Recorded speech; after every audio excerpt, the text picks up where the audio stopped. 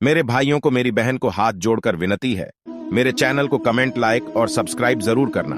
संसार में यदि एक व्यक्ति दूसरे से कहता है आपको यह करना, तो दूसरा व्यक्ति पूछता है आपका क्या मतलब है?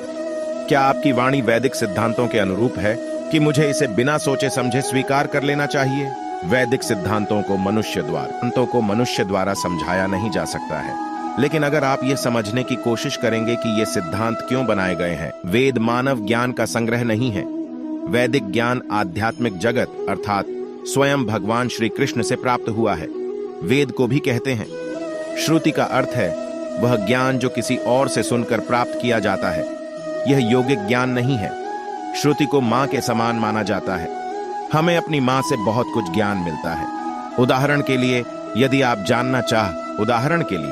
यदि आप जानना चाहते हैं कि आपके पिता कौन हैं, तो केवल आपकी मां ही आपको इसका उत्तर दे सकती है। अगर मां कहती है ये तुम्हारे पिता हैं, तो आपको इसे स्वीकार करना होगा। आप योग के आधार पर अपने पिता की पहचान सिद्ध नहीं कर सकते। इसी तरह यदि आप कुछ जानना चाहते हैं जो आपके अनुभव से परे है, तो आपका अनुभवजन्य ज्ञान और अनुभव से परे है तो आपका अनुभवजन्य ज्ञान और अनुभव।